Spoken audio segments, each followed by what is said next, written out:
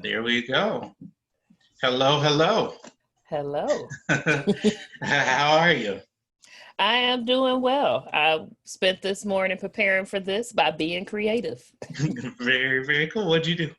I've been working on this painting, and the painting is a black woman sitting on the moon. Well, a black fairy woman sitting on the moon, but she got a donk.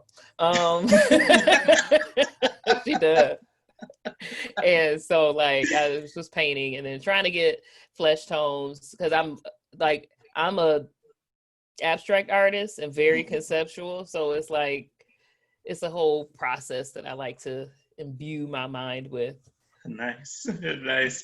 Well, welcome everybody. I was just telling Alexis as we were getting started uh, that I kept bouncing up and down in my seat because I'm so excited about this conversation. And for those of you who don't know me, I am Donnie Hill. I'm the founder and CEO of Life Maximizer, which is a coaching and consulting company where I do business and marketing strategy and work with leaders doing some intuitive spiritual work and combining all of those together to help them maximize their life and their impact within their community. And I have the honor of having Alexis Douglas with me. So Alexis, go ahead and introduce yourself a little bit. Well, I will see after this conversation if you feel like it's so honorable, but I am Alexis Douglas of Ask Alexis, founder and CEO of Ask Alexis Coaching and Consulting. I also have We Are I Am Co-Creative Services because I am a community restoration enthusiast.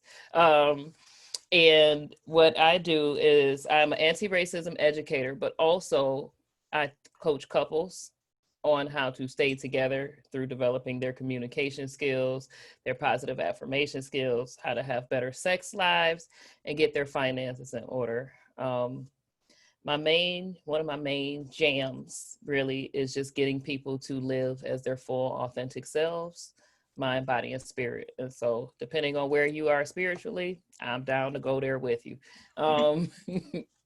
And so the coaching is a lot more individual than my business coach would tell me to have it. Well, part of the reason why I wanted to have this conversation with you is because of the anti-racism education work. But in a recent conversation we had, you were telling me, oh, I'm really interested in having people, helping women have better sex lives. I was thinking, okay, there's anti-racism work, and then there's relationship and sex life piece. And I had never heard you talk about the two of them before, but there's this really big connection between the two of them. And once I heard your explanation, I'm like, oh no, we need to have this conversation because it's a big piece of the healing that I think needs to happen within the Black community. It's definitely a piece of healing that needs to happen within the same gender-loving community. And I think it's an important piece for Black women in their healing. And so tell us a little bit about what does sex have to do with anti-racism work? So sex and anti-racism work go together because in this society where the preference is for white bodies are seen as the standard, or have been for generations, seen as the standard of beauty, and even unrealistic ideals for a lot of the spectrum of white bodies. What happens is there's this internalized hate for your body or the body you're born in.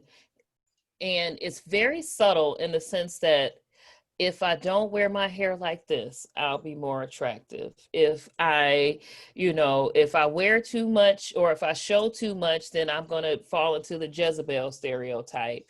If I don't and it's all about making sure you show up as everything you're focused on that you don't want to be, which leaves no room for your body to be who it is and be appreciated in that sense of who it is. And so as a Black person, if you have the added layer of hating, without even realizing it, hating your body as it is, then you add on different intersections of religion, same gender, loving status, all kind of stuff. All of these things create this disconnect, or what is called body dysmorphia, right? Yeah. Like this unrealistic, or you have this negative view of your body where there should not be so. And it's not, and what you see in the mirror is actually different than what is actually there. Yeah. And if you don't feel attractive, it's hard to feel sexy during sexy time. Yeah.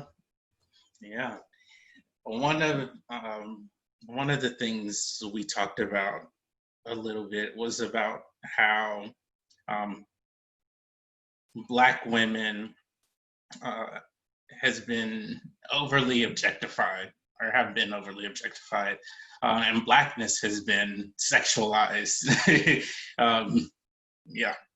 And so when I think about that, part of why I wanted to call this segment "I'm Not Your Property" is because there's still this link between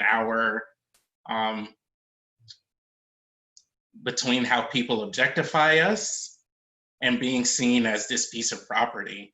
And part of this conversation is about how do we begin the process of reclaiming ourselves and reclaiming our minds, our bodies, our emotions, and using the experiences and the traumas as a launching pad, I guess, for having a new experience as a soul in a Black body. And so for you, what does body reclamation mean? Ooh, it's a journey. And it's a journey that did not necessarily start with my anti-racism work. That journey started for me in being able to, so I was a cocktail waitress for 5 years, and I was objectified 5 days a week as like just a part of my existence. Not to mention when I grew up in poverty, a lot of the store owner, I developed early and got shaped like a woman real fast. And so and when I say woman, I mean the curves, and I'm speaking to voluptuousness, not, gender identity. I was always taught that the value of me was how good of like I existed to be ready for a man, so to speak. Mm-hmm. Like I can use this example from Coming to America. There was the first bride who had to bark like a dog, and she was hopping up and down and barking like a dog. For me, having that solid nuclear family, all of my decisions were framed on how to be a better wife and mother. But I found myself being torn because I didn't have nothing but brothers, and all they did was they were teenage boys who were on the football team, super macho, and I would hear them talk about their many sexual escapades, and then through this objectified lens, so much so when I went into being a cocktail waitress, it was nothing for me. I didn't even realize, but I was developing this hate for men. And so for me, reclaiming my body first started through meditation and identifying with my body, as opposed to the response my body gets me. And not that I'm out here, I was in cocktail waitressing, yes, you'll be every day you got on a costume. So you're going to dress up to make your money, and your tips are directly affected by your looks. And personality. Personality goes a lot further than looks. But I had to, when I stopped cocktailing and I separated from that environment completely, I literally had to sit and meditate with my body. I had to identify the different parts. My spirits and guides had me not look in the mirror for 30 days. Mm-hmm. And so I did not have my reflection to identify with my body, from that position. Yeah. And then it took for me to realize and dismantle some of those arguments. And as it relates to, and I'm sorry, the story seems a bit disjointed, but this really was this process, right? So I had to integrate the knowledge of all the things I heard about the positives of being objectified from the perspective of, well, if these so bad, why is this all y'all talking about? Why is it all you're focused on? Why is it all I know I don't smell, and frankly, y'all love that shit. I had a male best friend who was very authentic. And so we would have these deep, in-depth conversations. And it was like, oh, so all this stuff that I'm thinking, this is just in my head. And when I like risked to try it, it was true. The more I enjoyed myself, the more my partner enjoyed their self. And the more, and like those levels just got to increase. Yeah. So it was this reclamation of my body as not it's not just a sexual, not a sexual object, but also still being a vehicle for sexual pleasure. Mm-hmm. Recognizing that my body is the houser of the physical experience through which I experience my life. And then once I started doing identity work as far as where I fit in society, like where my story is, how that plays out, that's when I started to realize all the internalized oppression and how I didn't want to wear my hair curly because I didn't want to be that ethnic supervisor, how I had to dress a certain way, look a certain way to be deemed professional and all of that. But it was once I was finding my identity as it relates to who I was in society that I really took a conscious look at how much society didn't value my body. Yeah, that is such an interesting journey, because as you were sharing, it was making me think about my own as a same gender loving man. And the gay community there are aspects of it that are beautiful, and there are aspects of it that are terrible. And I think one of the pieces that I have navigated has been around the shame that we should have as same gender loving men. And so that plays a role on body reclamation of like, oh, I'm doing this horrible thing. And then the other piece of it is we either get tokenized or objectified by by white men because they're like, oh, you have a big dick.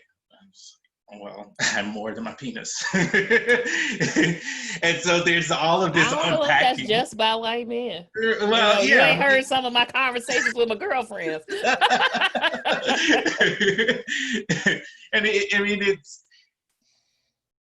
in some ways, it's really funny. It's like, wow, that's really all you think about. And in other ways, like it is very subtle oppression. Like, okay, am I only my appendage? And how does that affect a person's psyche? And so there's been all of this unpacking around shame, and also around just enjoying sex and like coming back home to myself and saying, no, I'm much more than this. I have other things to offer. And so it's like this reprogramming that I've been having to do over the past 33 years. I have a question. Sure, yeah. It just came to me. So do you think that there is this, like, so if you're objectified, Mm-hmm. it's almost like there's this, I have this identity as this object. Mm-hmm. And then even as I'm getting to know myself, it is under the gaze of this objectivity, right? Like, so like I have to, so I don't want to just be my appendage, right? Yeah. But I do enjoy that I have my appendage, right? Like that is still a plus when I want it to be a plus. So like, is there still, like, where is the authentic self in the middle of those two spectrums? Yeah, I think the authentic self is really, it's given me an opportunity to appreciate myself more, all aspects of myself, physical, emotional, spiritual, whereas I wasn't doing that because I was so focused on trying to rearrange myself in order to have other people like me or have other people accept me, or to be desired by other people, rather than me saying, oh yeah, I just want to be desired by me. I want to appreciate me. I want to love me. I want to accept me. And now that I'm moving into that more authentic place, I can really enjoy the objectification, and I can also say, oh, this is really nice. This is really nice. Let me ask you this, because as a former cocktail waitress, well, frankly, and I still, anyway, when now that you have this wholeness, right? You have this love of who you are, mind, body, spirit. Is it fun? For me, there's a little bit of empowerment that I feel if I feel like somebody's only objectifying me, Mm-hmm. because then now I know the lens in which you see me and it gives me the strategy in which to operate. Yeah. And I just realized though in that moment too, that means I'm operating in strategy and not authenticity. But is it not authentic because you recognize that it's a strategy? We shall see the next time I do it.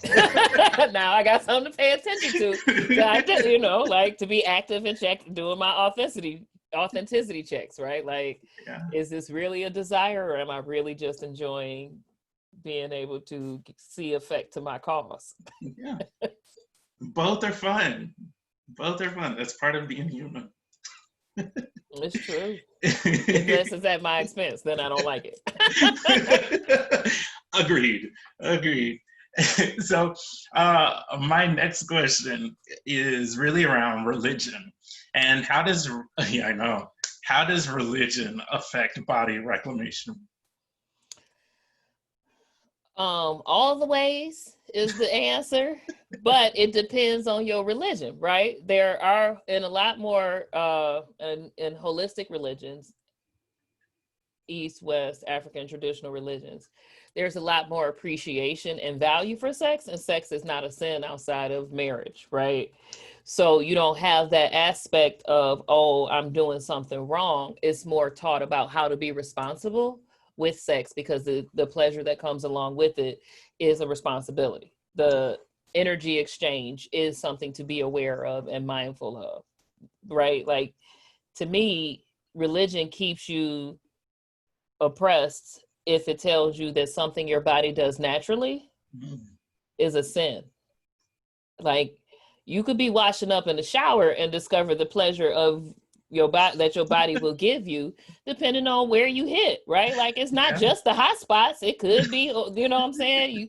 Maybe somebody kissed you on your neck yesterday, then when you rub it, you think about that. Like, your body has pleasure signals just like it has pain signals, right? We have this full spectrum and everything in between. So to me, religion, if it's telling you to something your body does naturally, is a sin, and not educating you on how to do it responsibly as it relates towards your religion, it is definitely shutting you off from your body. And pleasure is your birthright. I don't care what so if you believe it's a sin and you want to wait till you get married to do it, which I am not down with that, but if you do, you still have the right to enjoy it once you get to have it. Yeah. And sometimes some of the fear techniques and tactics that get like, you're not pure, take these purity pledges, do all this stuff, are not teaching me how to responsibly enjoy sex, are not teaching me that it's okay once I get married, and then now I know what to do, right? Like, and I'm not saying you don't like, there's not trial and error, but that is just the journey of having sex, right? Nobody starts out good at it. Well, and I think what you're making me think about is like, because most people aren't educated about how to talk about sex, or that it's okay to talk about sex, we end up doing all of this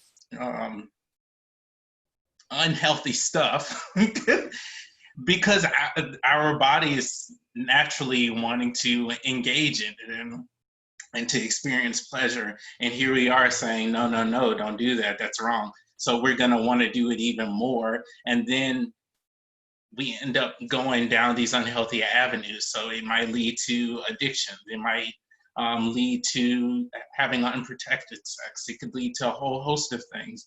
But I think if we either had the conversations earlier, knew how to have candid conversations about sex and about pleasure in general, people would have a more whole relationship with it, and they would be able to enjoy it, but they would also be able to talk openly and honestly about it. And that's why I wanted to have this conversation, because it's one of those conversations that just needs to be like put on the table. I grew up in a sex positive household. My mother, I can remember, like, and that sex talk changed depending on what age I was, but it was not. I mean, yes, there's some squeamishness that happens when you're talking from parent to child. Yeah. But it was not like, it was just the awkwardness of the conversation, not something wrong with me. But I got taught what my vagina was, what a penis was, what was okay and not okay touch. I got talked to about sex if I had questions about the pleasure of sex. Like, my mother didn't, it's not like she sat me down and said, this is what you do, or this is how you masturbate, or anything like that. Yeah. But it wasn't deemed as shameful or awkward. It was like this thing, like, so much so that I talked to my mom about sex when I was thinking I wanted to have it. And she told me she didn't think I was ready, but she couldn't stop me. And so she put me, like, I got on birth control, and I didn't even have sex again for 2 years after this conversation. Right. Like, it was not fun. She told me it wasn't going to be fun. So, like, then the fact that we had that conversation and a lot of things that she said were true, it made me feel less attached or less like, woo, sex than like some of my friends. You know what I mean? Like, it wasn't until I got into this deeply committed relationship, deeply for a teenager, committed relationship, that I got to be like, oh, so this is what sex is about. And it wasn't until my 20s when my body started changing and them orgasms started popping that I was like, oh, this is why sex is so intense. But it took a long time. There was a lot of like, oh, this feels good. But not like, oh, this is what they was talking about. You know? And I mean, my mother was so comfortable that my brother asked her, like, so, like, how do you go down on a woman? And that was the most awkward conversation. But the thing she said to my brother was like, well, son, you just got to lick it like you like it. Right? Like, so it's awkward.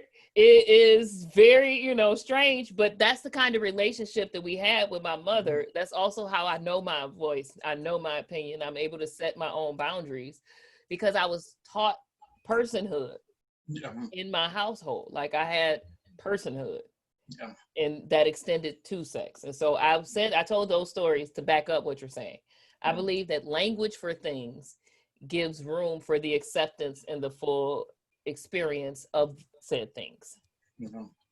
Yeah, it's as you were talking about, like, the conversations with your mom around sex, it was similar to my conversations with my dad around alcohol, because he owned a nightclub when I was really young, and so there was alcohol in the house because he owned a club, and he would talk to me about it as like, this is what it is, this is what happens. And so I was never really interested in alcohol. And there were moments where he would say, okay, do you want a small taste? And he'd give me a little taste. And I was like, all right, I definitely don't want I definitely don't want it. So I never,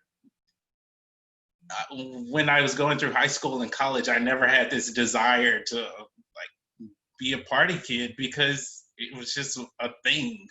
And so I think what you're sharing right now, and hopefully part of what comes out of this conversation, is that this just becomes a natural part of our everyday conversations that people have, because it is very much an important part of our healing. Which leads me to my next question. So, why is this important for Black women and souls and Black bodies? So, it's important on a multitude of levels, but you can't be who you are if you're trying to always be who you're not. And authenticity is soothing to your soul. It is your spirit cannot fully express its destiny, its mission, its purpose, if it is not being its full self. So if every time you go and you do your hair, you got something negative to say about your hair. If you like, oh, my hip's too big, or oh, this gut, or you speaking all this negativity, oh, I'm too dark, or I'm too anything, you are literally cursing your body, so to speak, right? Like, I learned the power of this experiment, or of this the process I'm trying to illustrate through doing an experiment with these 2 jars of cooked rice. And so one of them, and this is something anybody can do. You have one you label hate and one you label love. And then every day you actively like, if it's hate, oh, I hate you, you piece of shit. You like fully feel that feeling and you send it to that rice. And then the love one, you think of things you love and times you felt good. And like when you got that hug or this thing and you just sent, oh, I love you, you so special. And you speak all of these positively associated words with it. And what you'll find is this one turns, the hate jar turns the gobbledygook in a very short amount of time. It might start sprouting mold the next day, right? Like it'll start to decay and deteriorate. And my love jar, I was able to keep white, free from mold. It had the slightly pink juice at the bottom for 45 days from loving on it. Not to mention, though, I would do it right before I left the house to go to work. I'm now riding out the house, filling it full up on love. I done charged my body vessel, right? So if you think of yourself as a soul who manifests their physical experience based on the beliefs held in your subconscious and conscious mind, ancestral stuff, like it's a whole lot that manifests this world we live in. Mm-hmm. The feelings that your energy goes where you send it. What you focus on expands. So if you hating on your body, if you feeling like you can't be your full self at work, or you have to code switch because you won't be comfortable, or you won't be financially secure, these are literally things you're projecting as your reality, as your experience. And so I'm not saying that we don't live in this compounded world with all these souls and you got to figure out how to navigate the best way for you. So I don't want to put nobody down for their code switching or whatever they feel like they have to do to survive. Yeah. But what's happening is that's a part of your body you're not appreciating. That's a part of your body you're not actively loving on. When I didn't look in the mirror, I actively loved on my body. Like told it sweet things like the rice jar. When I'm in the shower, if I remember, I love on my body actively because I saw the power of it with my own experiment, my own eyes, my own connection to the rice, right? Like I did this. And so if you don't want us to turn to gobbledygook, send that love there. Send the love to your body. When you have to fend off all the microaggressions, remind yourself of who you are. Don't take them on. Don't think of the microaggressions when you loving on yourself. Think of how resilient you are, how awesome you are, how attractive. All of the things that are positive that you want associated with your body is full spectrum, right? It's a sexy thing. It's a smart thing. It's a creative thing. These are things I'm describing about myself, but there are other adjectives, right? Like, it's all those things, and you get to tell it what to be if you are conscious to tell it. And so it's important to reclaim your body because you're not a hoe if you suck dick. You're not a hoe if you like to fuck. You're not, you know what I'm saying? All these things that if you let outside images and other people's judgments affect you, you're literally cutting your soul off from your body's experience and allowing it to be turned to that gobbledygook hate jar. Yeah, you were just describing it. One of the things I've started to do for myself and that I have my clients do is really begin appreciation practices. And it could be writing, it could be doing videos, it could be painting, but things that just honor some aspect of who they are and what's good about them and what's right about them. And I think that is a big part of my journey reclaiming my goodness as a same gender loving man. It's like I had to get rid of all of that external programming. Remembering. Yeah. You always had your goodness. You just have to remember it. You don't got to reclaim something that was taken from you. It wasn't taken. You were always good. Sorry. No. I'm at church. Preach. I'm just saying, it's not a reclamation. It is a remembering. It is identifying with the goodness that it is. Yeah. You weren't wrong for being a same gender loving man. That was a belief that was given to you, not an existence that you had to change. Yeah.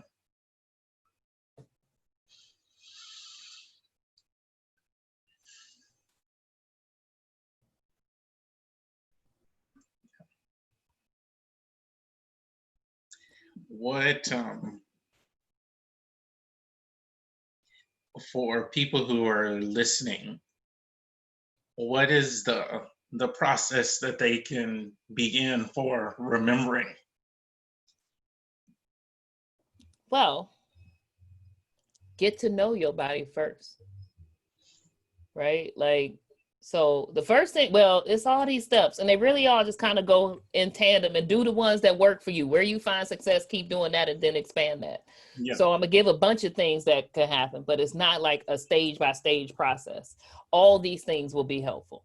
So stop hating on your body. A lot of people look in the mirror specifically to correct what they perceive as imperfections, to point out what's wrong, to see, oh, how many pimples do I have? Oh man, I got 5 pimples. Oh, look at this fat roll. Look at this. Oh, I got a double. All these things, you just looking at yourself to examine the flaws. Mm-hmm. So like, stop doing that. But I know for me in my coaching, I really try not to focus on stop behavior, because that's way harder than start behavior. Yeah. So start loving on your body. And what that could look like is, say you don't like this fat roll. Look at how cute you are, little pudgy thing, whatever, you know what I'm saying? Like, yeah. And what'll happen is, what you're doing is conditioning yourself to be able to hear positive messages in your voice toward your body. Because you're the one with the sovereignty over the body. No matter how much you give the power away, you still ultimately always have the sovereignty. So however you can frame it to love on your body, to oh, my thighs are thick, but they got, and like, so if I notice the cellulite, I'm not noticing that curvy shape that people like so much, especially. And then think about it from this perspective. You don't have to be everybody's type. Just the people for you, right? Like, because let's face it, do you really want everybody? No. You only got to be the people for you's type. And for somebody's, right? Like, because there's also, it's not like, oh, there's only one person in the world that I'm their type. No, we got the internet now. It's a type for everybody, and it's a group of appreciators for every type out there. So like, talk to your body in a loving way. As it relates to sex, play with yourself, masturbate. Please masturbate, damn it. For a lot of reasons. You got to know what you like to be able to better communicate it to your partners. If you're not indulging in your pleasure, chances are you're not going to choose attentive lovers who are indulging in your pleasure. If you are having all these negative imageries go on, chances are you're not reaching the stage of orgasm, right? Like, get to know what you taste like. You could get to know what you taste like on somebody's lips. You could get to know what you taste like by tasting yourself. Figure out, for me, I smell differently at different times of the month. I have a favorite time of the month. I like the way that smells. I might indulge. I can't believe I'm saying this live, but these are things I do. Yeah. I might be like, oh, I really like the way I smell right now. You know what I'm saying? Like, it's nothing wrong with loving yourself, and it does feel awkward sometimes. It is weird that, well, now it's only weird in the context of this society that, yeah. Ooh, I like this thing, but it's okay to like stuff that doesn't harm other people. It's okay to love stuff about you. It's okay to get to know that, oh, maybe you like to be touched in the front of your vagina rather than in the back. So guess what? Guys out there who are not as well endowed as others, there are some people out there who kind of really like the front of their vagina mess with, in the back just feel like too much of get my back blown out, right? Like, everybody don't want their back blown out. It's somebody for everybody is what I'm trying to get you out here. And if you don't know what you like, you don't know how to line up with who likes what you like, and then you cutting yourself off for more pleasure. Yeah. I hope that was, and separate from sin. As a concept. Okay. That's a whole other thing. How God made something wrong. Well, you brought back to the surface the core of this whole conversation, which was around like not being someone's property. And when we don't do things for ourselves, it's because there's some aspect of us that we're still oppressing because of what someone else wants, or what someone else told us is the right thing to do, or what someone else believes. And so we end up having this huge disconnection between ourselves because we're operating from this this place of, oh, I belong to this person. And we have, and it's not the case. Like, we all have our sovereignty. Yeah. But what would the world look like? So here's the thing. One of the rules that I operate by spiritually, if it exists, it is worthy of love. If it exists, it is true. If it exists, it is worthy of compassion, education, and all of these things.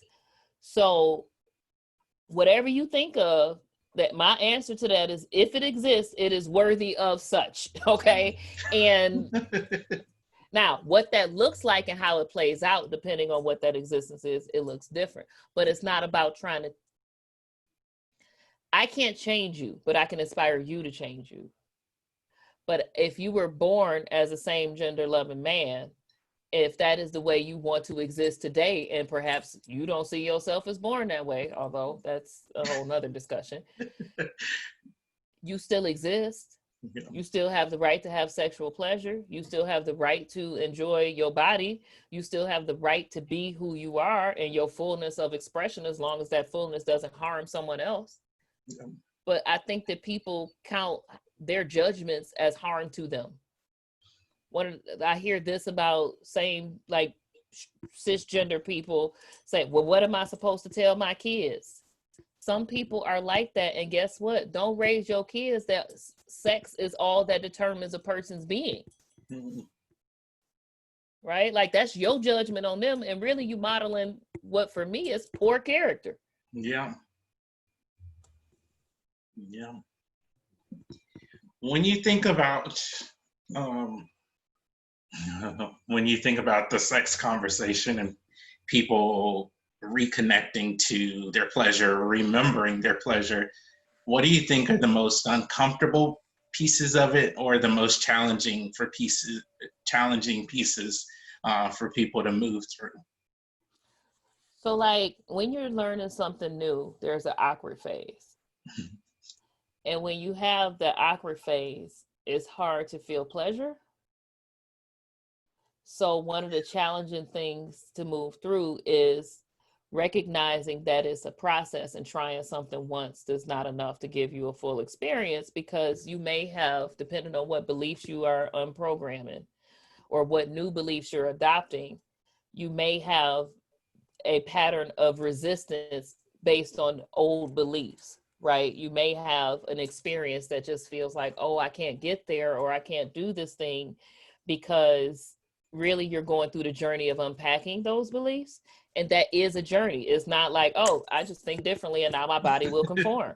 You know what I'm saying? Like, you have to like, so with some of my couple clients, sex is an exploration, right? And you have more than one way of achieving orgasm, and everybody doesn't necessarily need an orgasm to have had a good time, right?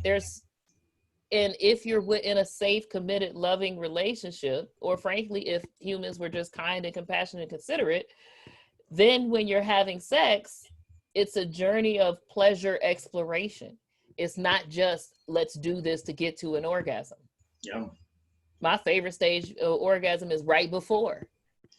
And the longer I can stretch out right before, the more pleasurable the release is and the whole experience. Some people might not like the orgasm. It might be too intense. It's sensory overload, right?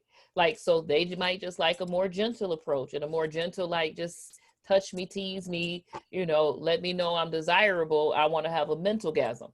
Like, there's many things that you can enjoy as it relates to pleasure if you are willing to pass through or move beyond the awkwardness. The word that came to mind when you were sharing was curiosity. And it's it's like innocence and curiosity all over again. And for adults to be able to indulge in that, or give themselves permission to indulge in that, is really a gift, both for themselves and for their lovers. So you also, hear that, people? Yes. Enjoy the curiosity. Be Enjoy curious about sex. Be curious about the feels, touches, tastes, smells, all of that. And be compassionate that your partner is also on a journey of curiosity and you don't want to create a negative experience because you having some of your old beliefs come up. You're not entitled to shame people who are not, unless they're in a consensual fantasy play scene or lifestyle. Yeah. Good. Okay, here's my last question. If people want to do a deeper level of work with you and just learn more about their own pleasure, what are the next steps? How can people connect with you? So I am on Facebook and Instagram as Ask Alexis. If you look me up, I think on Facebook it is Ask Alexis 111 or Ask Alexis 0. 0 and 1s are my favorite numbers. My email address is askalexis111@gmail.com. But I forgot to mention earlier on, another thing that I do as anti-racism work is I help women explore and become their authentic self. But if they're women of color, that exploration includes unpacking systemic oppression. Because like I mentioned in my journey, I had to first reclaim my body inside my society and then see when I was seeing where I was in society as a whole, I had to reclaim more portions of my body. Are there any closing comments you want to leave people with? So if it's pleasurable and it does not harm other people, it's not wrong. If somebody tastes you and they don't like it, find someone who does. Because they exist.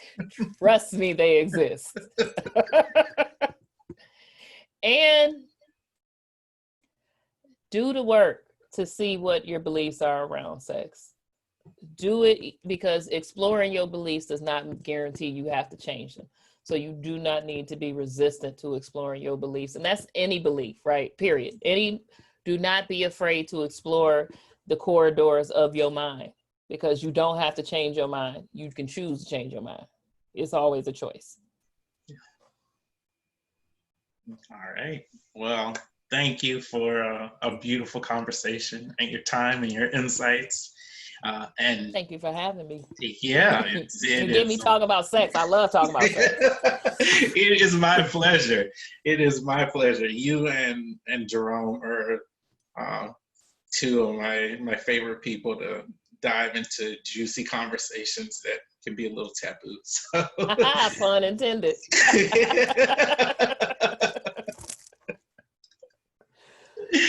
All right. I hope you all have a great day. And Alexis, thank you again. Thank you for having me. I hope you all have a pleasurable day. Go touch yourself.